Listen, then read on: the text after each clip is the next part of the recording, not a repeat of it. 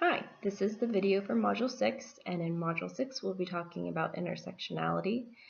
It starts off, I'm going to start you off with an activity where I'm hoping to get you into the mindset of thinking about privilege. It's an activity that would be more impactful and more powerful if we're able to do it as a group, but since we're not, I'm just asking you to think about it so you can kind of examine this list and think about ways in which you are privileged or disadvantaged relative to others in our society. And so in this particular module, you might be asking, why in a class that's focusing on the psychology of women are we spending so much time talking about race?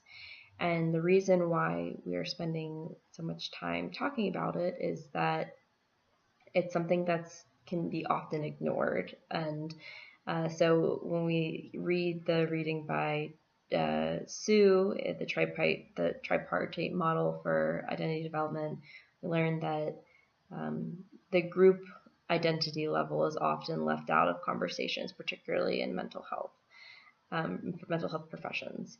And it's left out, but it's something that's very important and very informative, and something that can be very alienating and feel people misunderstood when it's not included. It's like if somebody were to ignore the fact that I was a woman, right?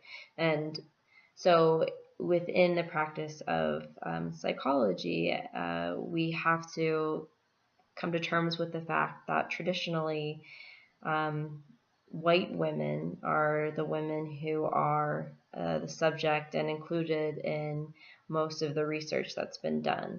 So although women are part of a subordinate group, women of color and women who are of other who are members of other subordinate groups in that hierarchy that we talked about a while back.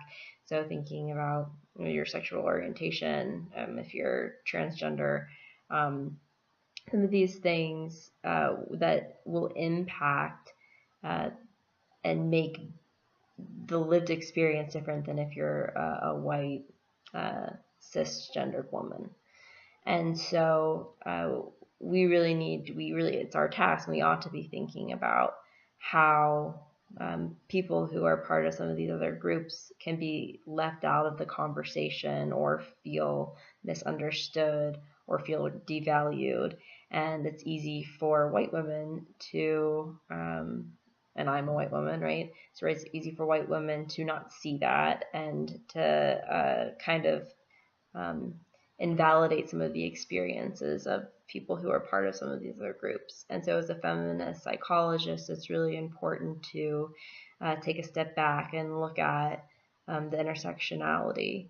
And I think that in the text that we're reading for this class, the lecturers do a nice job of taking an intersectional approach to the psychology of women and really trying to include diverse voices in the conversation so that people don't get left out.